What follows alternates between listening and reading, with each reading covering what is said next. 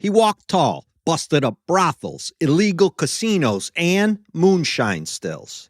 They shot and stabbed and beat him. He never let up. Then his wife is murdered, he is shot in the face, and the story seems to end after his fiery death years later. Until, that is, a shocking development reveals the unbelievable truth. My name is M. William Phelps. I'm an investigative journalist and the true crime author of close to 50 books. I've dedicated the past 25 years of my life to helping families of the missing and murdered. Join me. We're crossing the line.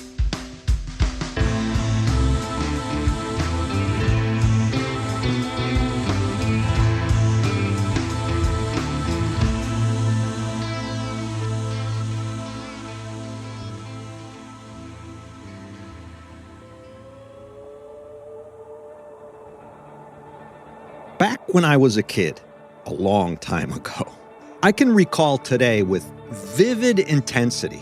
There was this movie which struck us kids with a certain amount of male bravado. This big guy, a southern sheriff with a noticeable accent, seemed to rule over the small town he patrolled with this wooden stick, which was sort of like a baseball bat but much longer and without a taper. He would smash up cars and mailboxes and break up illegal casinos and brothels using his wooden pole to show that he would not be intimidated by organized crime. True good guy versus bad guy stuff. If judges and courts won't side with me, he seemed to say, I'll wield justice in my town my own way. Of course, the community stood behind him. The corrupt moonshiners and judges and lawmen and organized crime bosses he battled were bent on seeing him die at any cost. Yet nobody, it seemed, could kill the man. Something about this guy kind of made you feel warm and fuzzy inside while watching this, as if he was there to protect those whose lives had been ruled and ruined by small-town criminal bosses calling all the shots. Someone was fighting back. Victims had a white knight. Along came Sheriff Buford T. Pusser with his long wooden stick. I don't recall him having a gun, but I am certain he did, smashing shit up and getting back at these bad guys, and the world was right again. Good could overcome evil as long as an angry, straight-laced lawman like Buford T. Pusser, with his unique way of keeping the peace, was on your side. Sheriff Pusser had this superhero quality to him. Or at least, that is how my 6-year-old brain, back in the 70s, interpreted this man. Years after his story played out, Pusser had this rather frightening look about him. It was as if the right side of his face had melted, the skin drooping, like he'd had a stroke. That deformity was caused by a specific incident, which I'll get to a little later. But between 1964 and 1970, Buford Pusser was the sheriff of McNair County, Tennessee. He single-handedly waged war on corruption right there along the Mississippi-Tennessee state line. Looking back on it now, it's as if Pusser had some sort of shield around him. They beat and they shot him, chased and maimed him, but he kept coming back with that big stick in his hand. None of us ever wondered why it had been so hard to kill him. We just assumed he was special. The movie I mentioned in the opening is called Walking Tall. That is how Buford T. Pusser was known in the years after his story made the rounds in books, in films, and news accounts. The Walking Tall Sheriff. Pusser was a Marine veteran who was discharged because of an asthma condition. His father was the police chief in the town they lived. Once he was elected sheriff of the county, Pusser put it out there that he would not tolerate corruption on any level, which kind of made him a pariah and a target. He always wore a white short-sleeved shirt and black khakis, black shiny shoes, with his pants pulled up near his belly button, kind of presenting the image of the consummate law and family man out there fighting for the people. He was Mr. Everybody. According to his family, Sheriff Pusser had been shot 8 times, knifed 7 times, and once fought off 6 men trying to kill him, sending 3 to the hospital and putting the other 3 in jail. All of which undoubtedly has some fictionalized legend built into it on some level. I have to believe that. In 1965, records claim he destroyed 87 whiskey stills alone.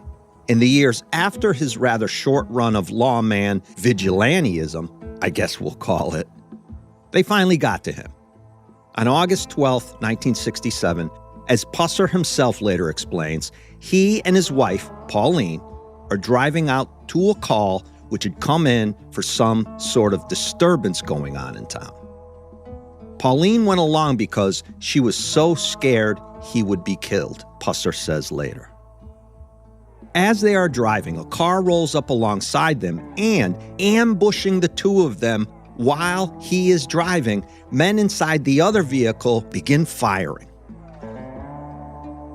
Pauline is killed by gunshot wounds immediately, and Pusser is shot in the jaw, which is how he wound up with that droopy, melted side of his face. Although it felt like everyone knew who was behind the murder of his wife and his injuries, the killers were never identified or brought to justice. 7 years later, on October 21st, 1974, Pusser left the McNairy County Fair one night, heading for his home in Adamsville, where he had lived most of his life. As the story goes, his car suddenly veered off the road, crashed, and burst into flames, killing him in a fiery end to his story. In fact, I recall a lot of the 70s movies like this ending in fiery flames of some sort. It must have been the go-to final scene of the day. The hero dying in an explosion after a lifetime of fighting bad guys and winning. Tragic and theatrical. A lot of you understand what I'm talking about. All of this sounds like a pitch for a typical Hollywood drama. I realize that. The kind of things myths are made of. Southern storytelling at its best. But all of it, according to those who lived it, is true. Yet the story, as you might have guessed by now, doesn't end there. In fact, I would argue, this incredible story of law and justice at any cost begins on that road when Pusser dies in a torrent of fire. That is where, I think, the most incredible part of this case is centered. So now let's fast forward to the year 2022, when prosecutors from the Tennessee Bureau of Investigation decide to dig into some of Pusser's cases and see if they can come up with anything new. The Bureau says this was a simple, regular review. Nothing special about it. They wanted to see if they could develop any new information and find out who had murdered Pusser's wife, Pauline, and then later maybe jerry-rigged his car to fail so he would drive off the road and blow himself up. Cold Case Investigation 101. Within the documents they begin to look at, it's Pauline Pusser's murder grabbing their immediate attention. Who could have done this? They understand there is a host of potential suspects. All of the crime bosses wanted Pusser dead. He was a nuisance and disrupted their lives and businesses. If they could kill his wife, it might just unsettle him enough and they could get him next. So, even after all these years, injecting some justice into the legend of Buford T. Pusser and putting those responsible away, if they are even still alive, or at least close the case and give Pauline's family the answers they deserve, it would serve the memory of someone everyone had considered to be an honest lawman. They first look at what exactly happens on that morning Pauline is murdered and Pusser is shot in the face. Pusser gets a call near 6 a.m. on August 12, 1967. The call is for a disturbance, as it was put to him. This was a common call, of course. Someone causing trouble, a wife and husband fighting. 1,000 other things could be going on, any one of which needing the local sheriff. Pusser says that Pauline, hearing about the call, demands to ride along with him. "I'm coming with you," she says. The sheriff, reluctant, allows his wife to go. She had been very concerned about him lately, he later explains. So to appease her anxiety, he agreed to break policy and take her for the ride-along. He had done it before. He'll do it again. Pauline Mullins Pusser has more of a 50s, 60s look about her than that of her 1970s contemporaries. She wears dark lipstick, has shorter, more conservatively styled hair, dark eyes, clear, pale skin, and this sort of all-American Betty Crocker look. Born on February 27, 1934, Pauline is 33 years old when she gets into her husband's hot rod on that morning.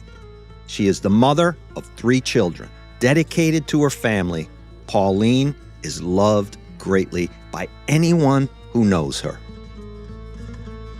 At the time, Pauline sports a bright blonde bouffant hairdo.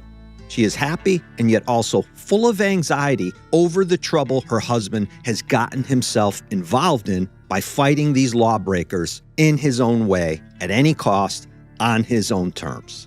She understands, same as Buford, there is a perpetual bounty on his head. What happens next, according to Buford, is shocking. He describes how they were ambushed along that ride out to that so-called disturbance, generating a theory that the call was made to get him out of the house so his adversaries could take another poke at killing him. A setup.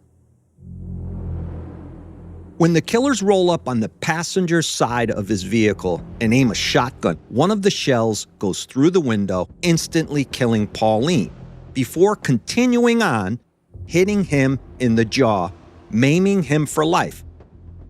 In an article about the slaying, it is reported that Pauline feared for her husband's life so much she was in a constant state of anxiety and yet supported whatever Buford had to do. As investigators looking into Pauline's murder focus on this fact of Pauline going out with Buford that morning, they begin to question the veracity of the story. Why bring your wife? Why would a husband take his wife on such a call, knowing how dangerous his entire life had been? Pauline was raised in Dickinson County, Virginia. Family members call Pauline a caring and loving person, a graceful soul who stood by her husband during those dark days of fighting corruption.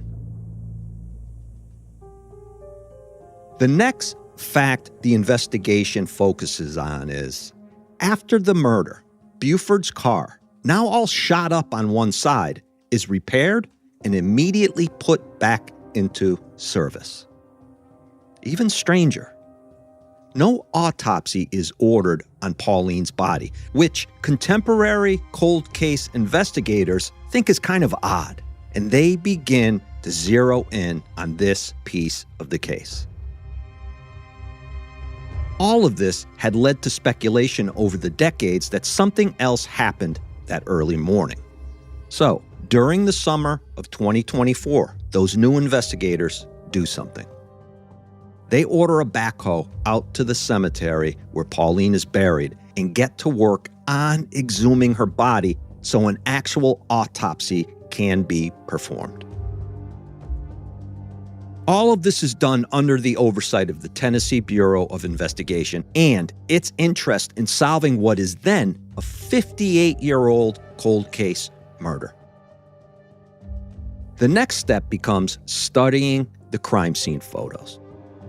Buford was no short guy running around with a big wooden stick trying to overcompensate for the genetic deck of cards he'd been dealt. We have all known one of those dudes at one time. Walking Tall is a multi-meaning title. Buford T. Pusser is 6 feet 6 inches tall and weighs about 250 pounds. That's a big boy. Before all of this fighting crime business began, he was known as Buford the Bull, a professional wrestler. So you can see now, perhaps, where the showman aspect of all of this is rooted. He liked to be the center of attention. And I might add, the picture of Buford I have in mind when I think of Walking Tall is that of actor Joe Don Baker, who played Buford in the film and looked a lot like the actual guy. Buford sold himself as a crusader for not only justice, but for the underdog.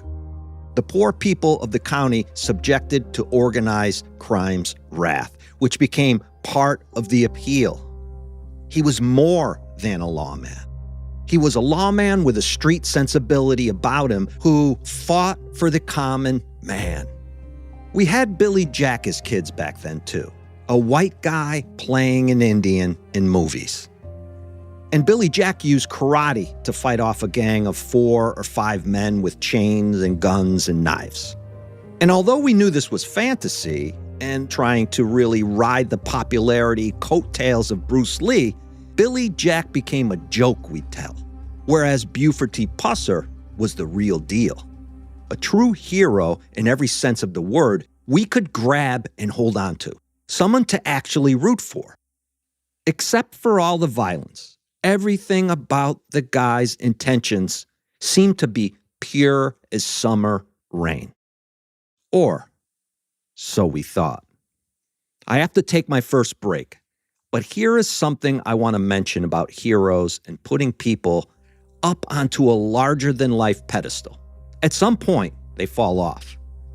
And the way down can be a disappointing, sometimes unbelievable letdown for those who looked up to that person, which will, in this case, as you'll soon hear, come with a shocking twist. More Crossing the Line with M. William Phelps in one moment.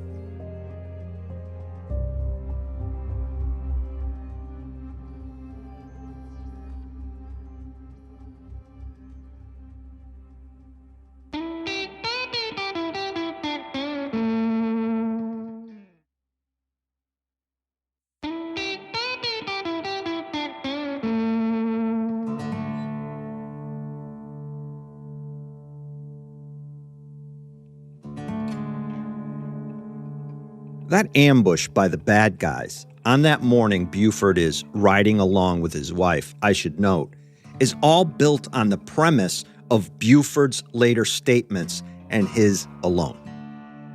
He is the only living witness. The case was closed almost as quick as it was opened, with the thought that everyone knew who had done it and that somehow Buford, after he healed, would set out to defend his wife's honor and memory by going out and wreaking hell and havoc on his enemies. Walking Taller, the sequel. The idea was the guy was going to kill every one of them. He'd go in and tear them all apart, destroy them one by one, which never happened. As they began to look at the 1,000-plus page case file in 2024, investigators developed a strong sense about many things. For one, the physical, medical, ballistic, and forensic evidence contradicted Buford Pusser's statements. They had even reenacted the crime and found it made little sense when they framed it all against Buford's version and the available evidence. Nothing added up, in other words. Buford's story of them driving, a car pulling up alongside, and opening fire, killing his wife and wounding him, could not have happened the way he said it happened. But remember, he was viewed as a saintly character, and the story made sense at the time within the context of him going after all these men and destroying their illegal businesses. Retaliation and revenge. big motivating factors within the organized crime world. There were bullet holes alongside Pusser's vehicle, and the window where Pauline was sitting had been shot out. Buford had undergone several facial reconstruction surgeries and spent nearly a month in the hospital, finally stepping out with his droopy, melted face. With the back history of his war against organized crime, it all kind of fit. And here's the key to the deception. Nobody questioned Buford about what happened. He was a good guy fighting bad guys and corruption. Case closed.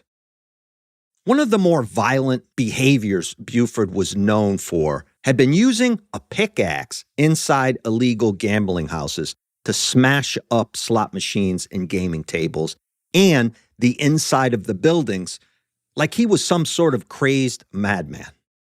The movie, if memory serves me right, depicted this very well. As a kid, you sat along and cheered the guy. He was Superman with a badge and a bat, destroying the enemy. I know many of us kids would imitate Buford, skulking around the neighborhood, walking tall as we could, using a much smaller stick, of course. Buford himself, for his part, had even been tossed from a window once by gangsters, beaten to a pulp on multiple occasions. None of this was Billy Jack-style folktale. It was all real and on record. One review of the Hollywood version of Buford's life in Walking Tall, the film, is worth quoting. Regarding the film, the writer Dave Kerr says this: Pusser survives a series of beatings, stabbings, and shootings that arrive with the rhythm and regularity of a Roadrunner cartoon. And like Wile E. Coyote, he bounces back every time, slightly battered, but ready for more. Kerr's 2012 essay is titled Idealistic Lawmen Taking Crime Very Personally. And perhaps my favorite line from the article is when Kerr goes on to call Walking Tall, the film, a wild-eyed fantasy about an incorruptible leader who finds it necessary to subvert the law in order to save it. Unconcerned with legal niceties like search warrants and evidence, Pusser conducts his campaign of civic reform by busting up the local clip joints, quite a few patrons, with a giant stick carved from an oak tree. Kerr ends that thought by calling the stick hyperbolic phallic imagery. I can't with these reviewers. I really can't.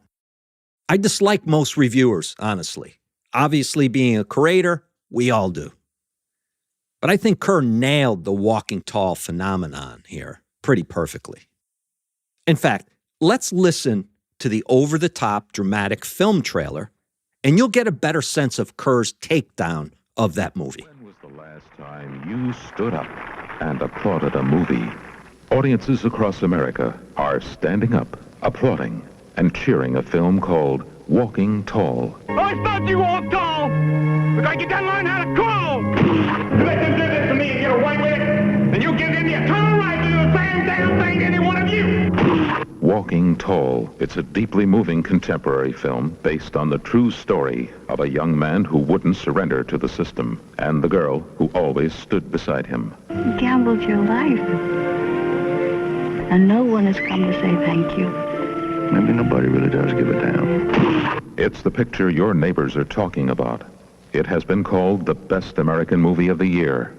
Join the audiences applauding Walking Couple Tall. things about what you just heard, which is the actual trailer to the 1973 film about Buford T. Pusser's life. Dramatic voiceover aside, 3 or 4 times during this 1-minute-long trailer, Joe Don Baker, the actor portraying Buford, takes his stick and swings it right at the viewer. Beyond that is the idea of this storybook romance between Pauline and Buford they stick in the film and sell hard in that trailer, i.e., quote, the man who wouldn't surrender to a system and the girl who always stood beside him. What made matters worse became that, in 2004, The Rock, the wrestler-turned-actor guy, reprised the role of Buford Pusser in a remake of the original Walking Tall.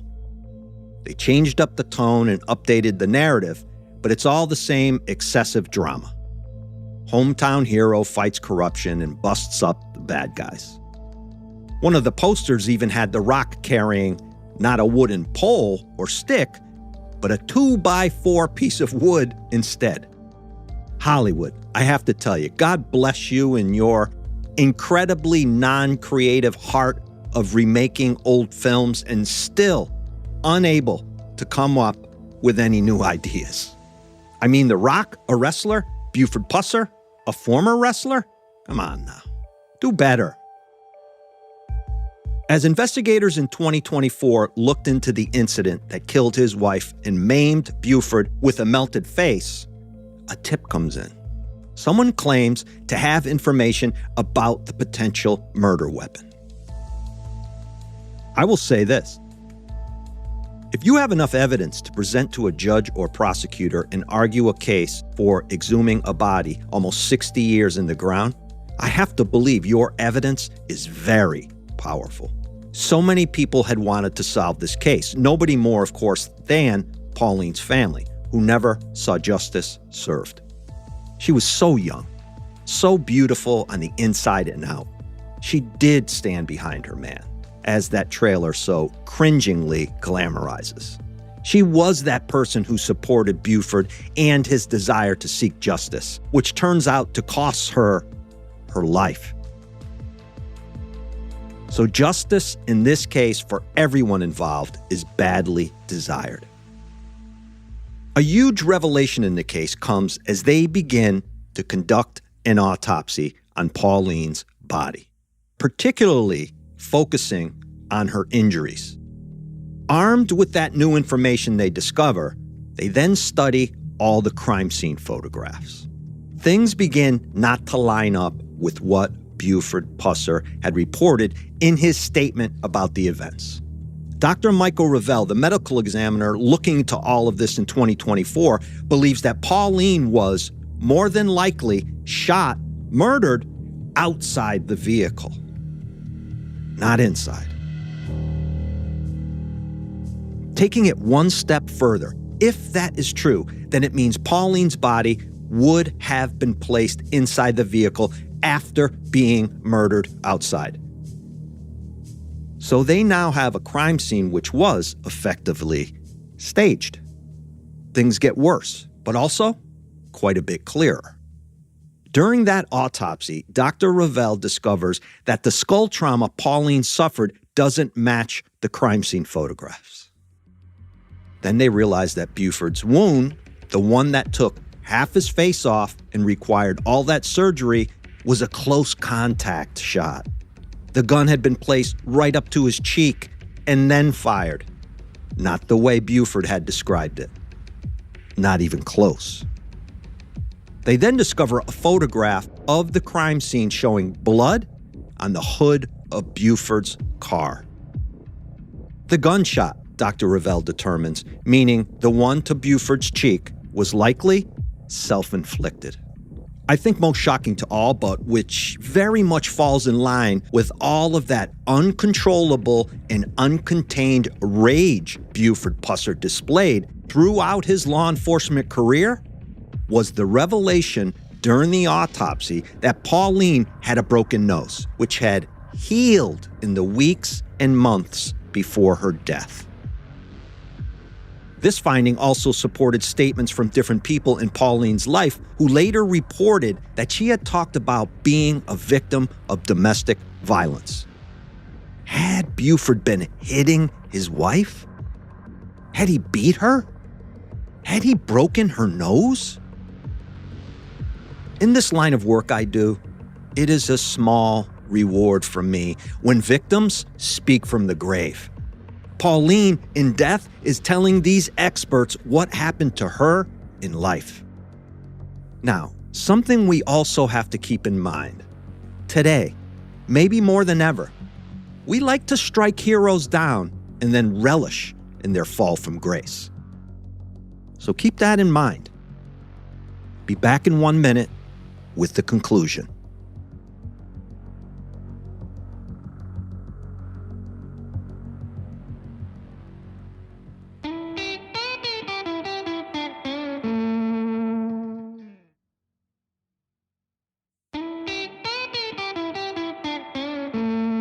When you look at Buford T. Pusser's life in its totality, there is an underlying current of violence always present.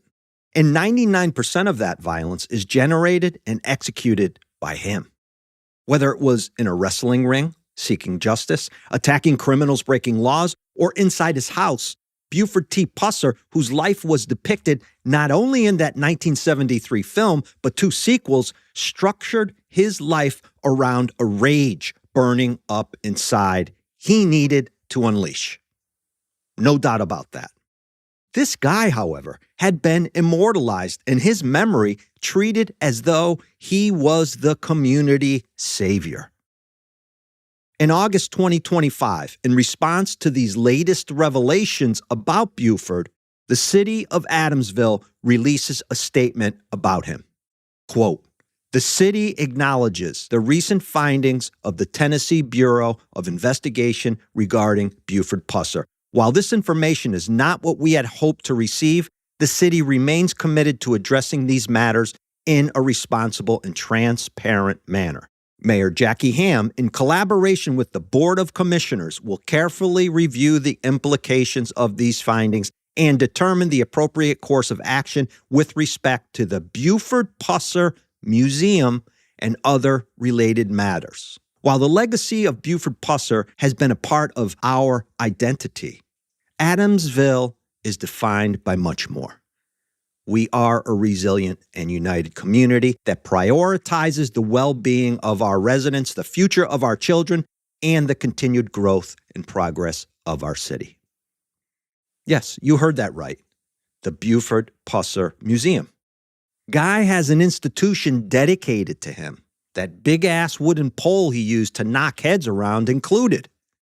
But also, there is an annual Buford Pusser Festival every year. Still, the city realized they had glamorized and idolized an alleged wife-beater and, as you might have guessed by now, murderer. In 2025, as the investigation into Pauline's murder wound down, prosecutors in the county announced that if Buford was still alive, they had amassed enough evidence against him to present an indictment to a grand jury for Pauline's murder. The evidence I went through in this episode is only a small fraction the investigation produced. Many had suspected this outcome over the decades, yet it had been routinely written off as speculation and just a wish to cancel another heroic cultural icon.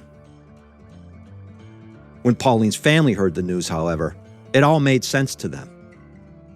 Buford Pusser's family and a lot of the old boys from the neighborhood disagree with the latest findings. This case is not about tearing down a legend. It is about giving dignity and closure to Pauline and her family and ensuring that the truth is not buried with time, the prosecutor came out recently and said. The truth matters. Justice matters. Even 58 years later, Pauline deserves both, he concluded. I'd agree with that, but would also end by saying that although it looks like Buford murdered his wife, with a lot of circumstantial evidence backing that assumption, we cannot definitively say he did it, which I think is the saddest part of this contemporary chapter of the story, that there is still a question and not a complete answer. After all, beyond Buford being an alleged domestic abuser, what was his motive for killing Pauline and then setting up an elaborately staged crime scene?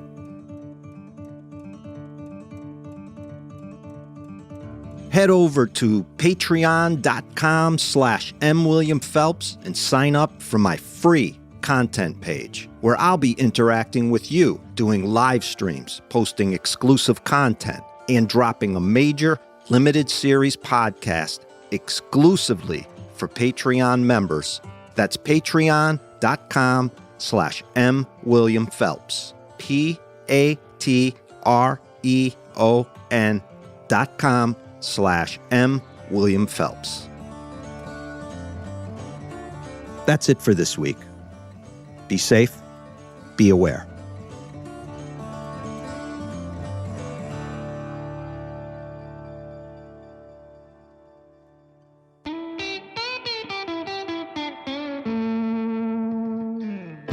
Sources for this episode include Questions Remain Decades After Death of Pauline Pusser, Brittany Beard, WKRN News, May 29th, 2025. Sheriff who inspired Walking Tall movie killed his wife, Inquiry says, by Adil Hassan, New York Times, August 31st, 2025. New evidence implicates Sheriff Buford Pusser in wife's 1967 murder. Brittany Beard, Jessica Barker, WKRN News, August 29th, 2025. Crossing the Line is executive produced by M. William Phelps, LLC, and Matthew Valentinus, Mom's Basement Management. Written by me, M. William Phelps. Audio mastering and mixing by Matt Russell. Music by Epidemic Sound. Original music written and performed by Thomas Mooney, Tom Phelps, and Matt Russell.